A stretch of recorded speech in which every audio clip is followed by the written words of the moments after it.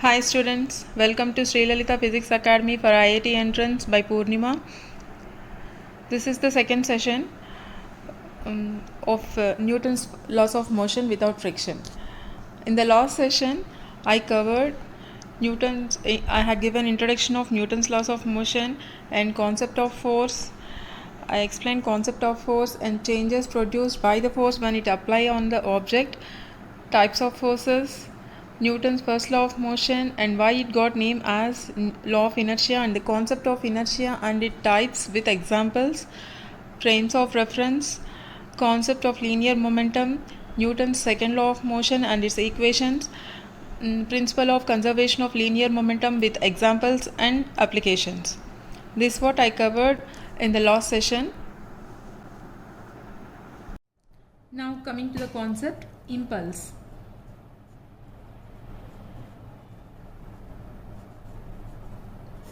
Now coming to the concept impulse.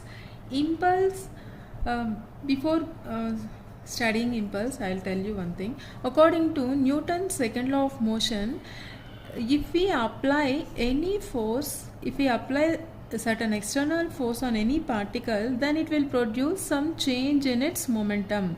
See, if it is moving with velocity u, then it will move with, after applying the force, it will move with velocity v. So it will produce some change in the momentum of the particle after the application of the external force. This external force will bring change in the momentum of the particle, whether it is in rest or it is in under uniform motion. Okay, so sometimes we want to change we want to find the change in the momentum of the particle. Impulse is nothing but the change in the momentum of the particle due to the application of the force over certain time interval t. Impulse is nothing but change in the momentum of the particle due to the application of the force over certain time interval, okay, over the specified time interval. I am writing this again. Impulse is nothing but the change in the momentum of the particle due to the application of force.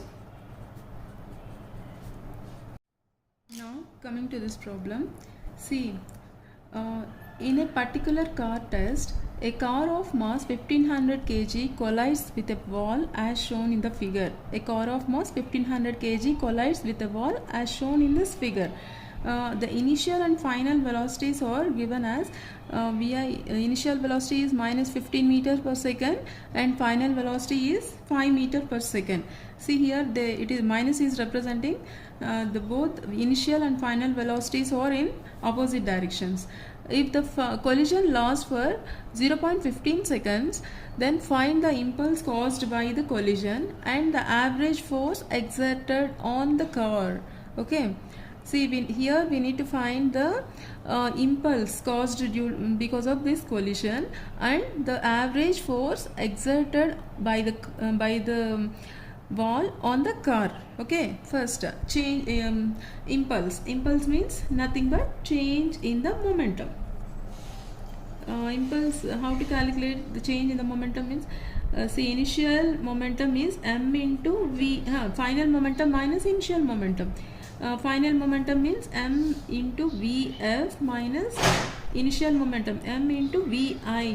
See here, m into vf minus vi, that is equal to m.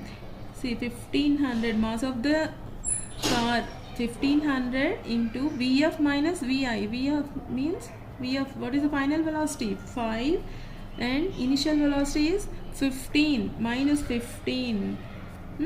Okay, say 1500 into 20, minus of minus 15 plus 15 and 5 plus 5, 20. This is equal to 3. So this is equal to 3 into 10 power 4 kg meter per second. Okay, this is the impulse.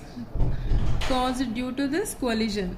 And now we need to find the average force exerted by the wall on the car. The average force FAVG is equal to change in the momentum by the specified time interval. See, change in the momentum, we got 3 into 10 power 4 kg meter per second, and the specified time interval here 0. What is the time interval of the collision? 0.15 seconds. Now 0.05 is equal to 100 by 5 into 10 power 4, that is equal to 2 into 10 power 5 newtons. 2 into 10 power 5 newtons. And here the direction, here they had given in the problem, I forgot to mention, that is they had given the vector velocity vector as like this in the I direction. Okay, so here Newton force is also in the same direction, and momentum is also in the same direction, impulse. This is the average force exerted by the wall on the car. Okay, see here now the second problem. A body of mass m kg falls from a height h of 20 meters from the ground level. Then what is the magnitude of the change in the total change in the momentum of the body before it strikes the ground? Okay, before it strikes the ground, and what is the corresponding average force experienced by it? Okay, now I am drawing the figure here, corresponding figure to this problem here. See, assume that a body is falling freely from the height h to the ground, on the ground. See, this body is falling freely downside. This height h is 20 meters. Okay, it is falling freely. So initially the velocity is u. Next, third problem. An iron ball of mass m equal to 50 grams fall from a height h 5 meters and rises up to the height 3.2 meters after colliding the horizontal surface. See, I will draw the figure here.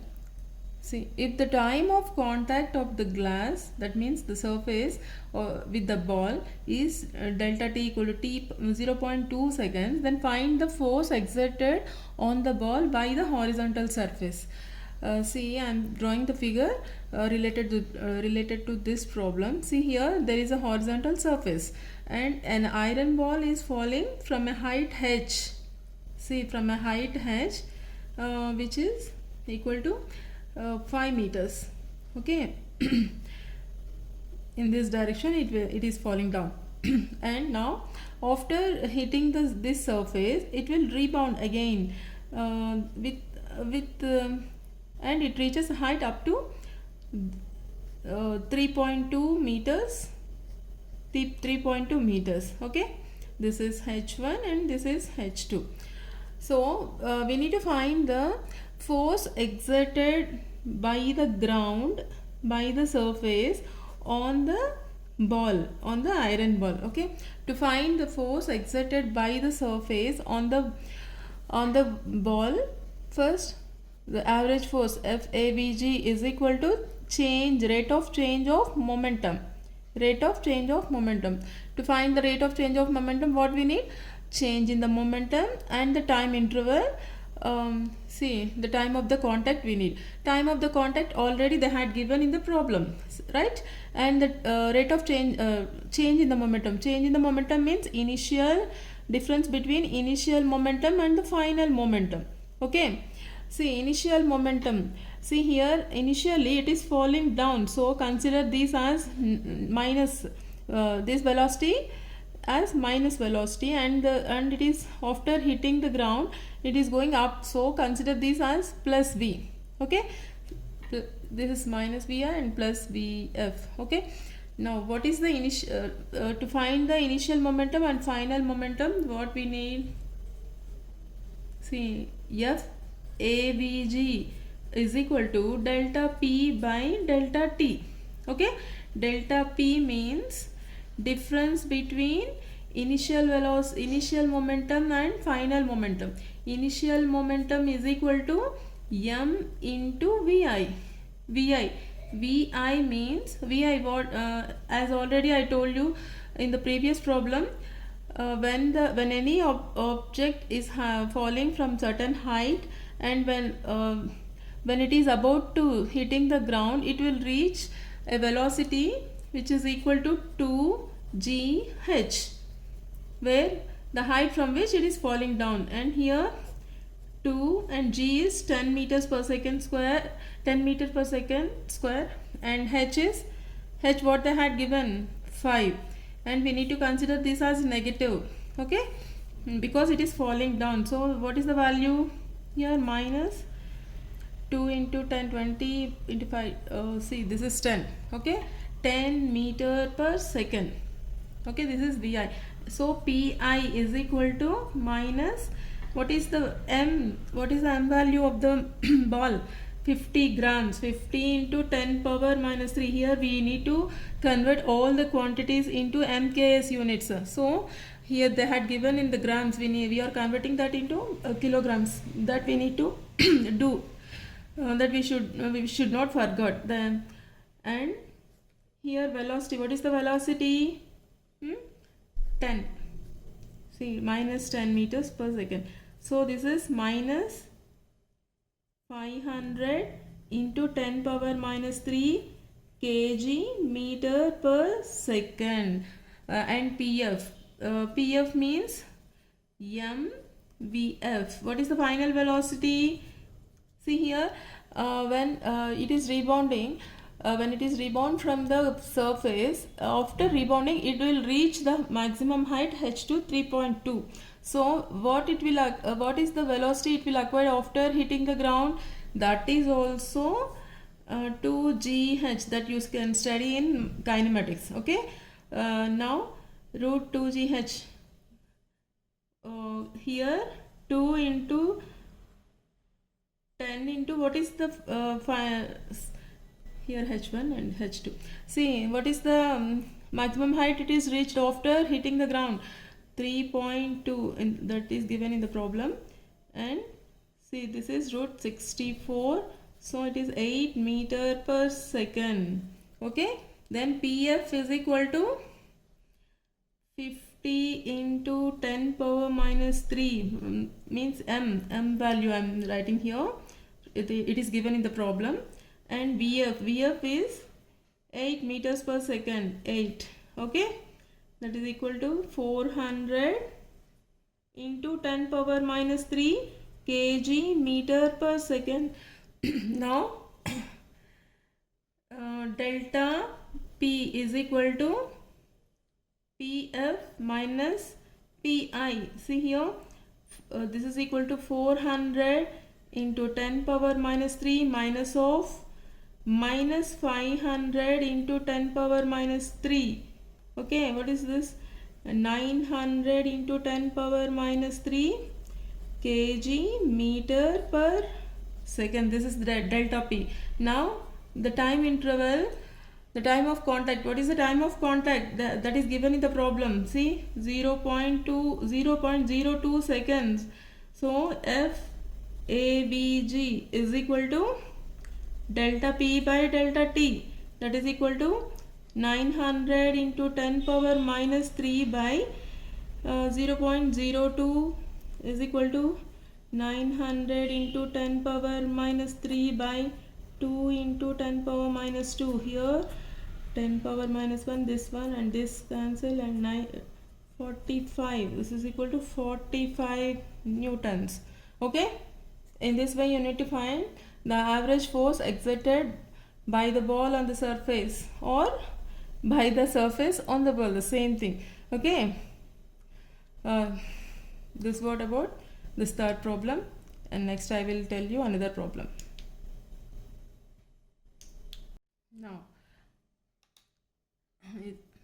a disc of mass 10 grams is kept floating horizontally by throwing 10 marbles per second against it from the below. against it from the below. If the mass of each marble is 5 grams, calculate the velocity with which marbles strike the disc. If the mass of each marble is 5 grams, calculate the velocity with which the marbles strike the disc normally and rebound downward with the same speed. See here, this figure is related to this problem. As they told in the problem, they want to keep the disc horizontally, okay, by throwing some marbles vertically from downwards. But okay, here this the force exerted by the marbles will keep the disc horizontally. Okay, see, the force exerted by the marbles is in this direction, and that will helps to keep this disc horizontally. But here the downward direction, why the disc will fall down? Because only due to weight mg, that will weigh downwards. So to keep this disc horizontally, the force exerted by the marble should balance the weight of the disc. That's it. See, think this again. The force exerted by the marbles should balance the weight of the disc, then the disc will float horizontally. Are you able to understand? So see, the force exerted by the marbles FABG is equal to the should balance the weight of the disc. What is the weight of the disc? mg. That is equal to, what is the weight? What is the mass of the disc? 10 grams. 10 into 10 power minus 3 into g, 10. That is equal to 10 power minus 1 Newton. So the FABG, force exerted by the marbles, should be 10 power minus 1 newtons. Okay. Now what they are asking? They are asking the velocity with which each marble strike the disc, and they had given one more thing. Mass of each marble is 5 grams. Okay. Now how to find? See, we are having FABG, and we know that FABG is equal to rate of change of momentum. Okay, here for 1 second they are throwing 10 marbles. So per 1 second, if we find the change in the momentum for 1 second, then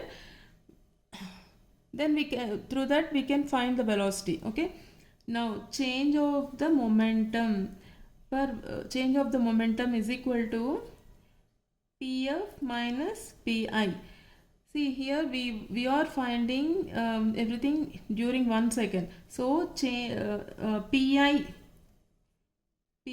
initial momentum of, we need to find per 1 second 10 marbles, right? They are striking. So initial momentum of 10 marbles. So initial momentum of 10 marbles is equal to 10 into mass of the marble into initial velocity.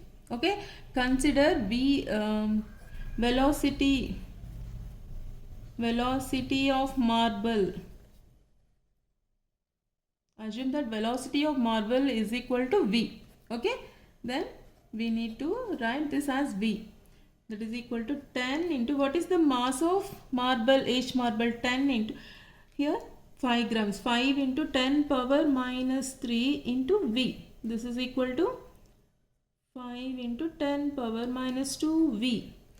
And final momentum is also same, 10 into mv, but it is in, both are in opposite direction.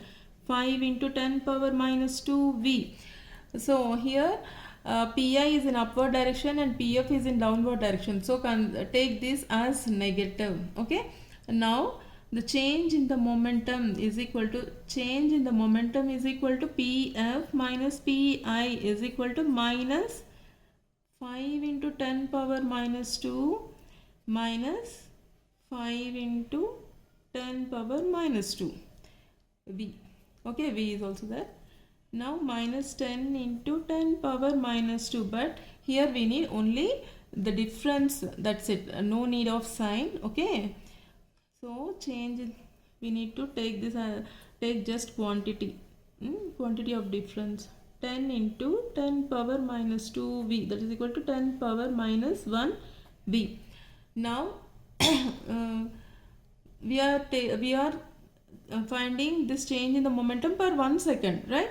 So f avg is equal to delta p by delta t. So delta p is equal to 10 power minus 1v by 1. Okay, from the equation 1, FAVG is equal to 10 power minus 1 Newton. So this implies V is equal to 1 meter per second. So if they throw each marble with 1 meter per second, then they can keep this disc horizontally. Okay. Here we need to remember, to keep the disc horizontally, the force exerted by the marbles throwing upward direction should balance the weight of the marble. That's what you need to keep in mind, and from that you can do this problem easily. Okay. Now coming to next problem. A particle is acted upon by a force for 1 second whose x component remains constant that Fx equal to 5 root 19 newtons, but y components and z component varies with time as shown in the graph. See here, they had given the graph for y component and x and z component. Okay. Calculate the magnitude of the change in the momentum of the particle in 1 second, and what is the angle does the impulse make with x-axis. Here what we need to find, momentum, change in the momentum of the particle for 1 second, and the angle, the impulse vector made with x-axis. Okay. What they had given, force vector they had given. In the force vector, x component of the force vector is constant, and y component is varies like this, and z component is varying like this along with time. Okay. Now how to find change in the momentum? See, we know that change in the momentum, delta dp, change in the momentum, dp is equal to integral f dt. See here. Okay, we know that this in impulse concept we learned that, right? See here, f means it's a vector. So here fxi plus fyj plus fzk into dt. Here we need to find the change in the momentum during 1 second. Okay, so dt is 1, and okay, here integral fxi dt plus fyj dt plus integral fzk dt. Okay. This, see here, fx is constant, so we can write this as 5 root 19 dt I integral. Here see, integral f by dt j, we can write this as integral f by dt j. Integral, see, I will write this step also, f by dt j plus integral fz dt k. Okay, this f by dt, integral f by dt is y component of the impulse vector. Are you able to understand? Integral f by dt j, this term is the y component of the impulse vector. How we can get y component of the impulse vector?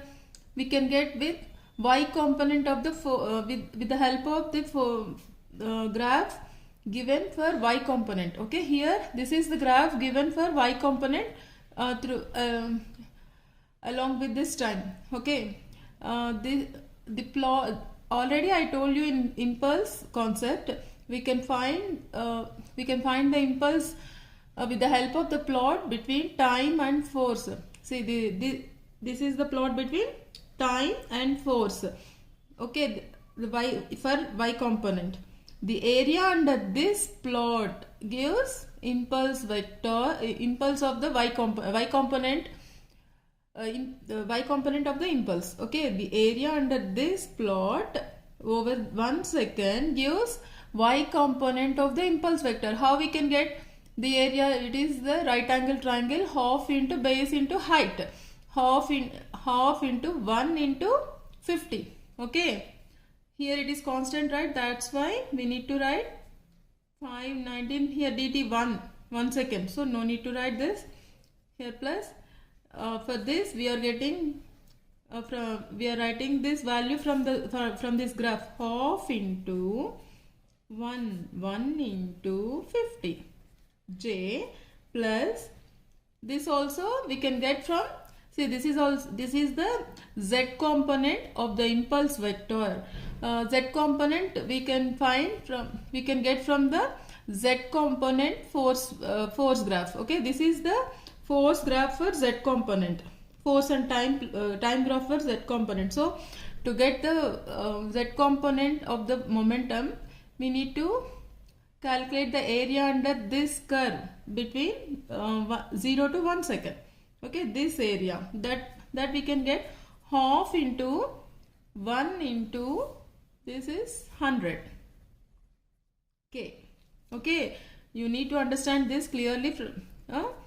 Now 5 root 19I plus 25j plus 50k. This is impulse vector. This is impulse. Okay, and magnitude of the impulse vector is square root of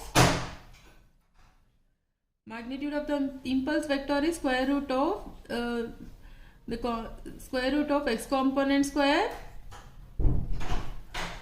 and y component square and z component square. That is equal to square root of 475 plus 625 plus 2500. That is equal to 3600. That is equal to 60. So the magnitude of the change in the momentum, per 1 second is 60 kg meter per second. Okay, now they are asking, what is the angle does the impulse make with x-axis? See, consider if theta is the angle made by the impulse vector with x-axis, this is the impulse vector, right? Then that implies cos theta is equal to x component by 5 root 19, x component by the magnitude of this vector. What is the magnitude of this vector? 60. So cos theta is equal to 5 root 19 by 60. That's equal to root 19 by 12. So this implies theta is equal to cos inverse root 19 by 12. Okay, this is the angle made by the impulse vector with x-axis. Okay, now these are all the problems based on the concepts till now what I covered. Okay, next I will post some more extra problems in the next video. If you like this video, please do share and subscribe.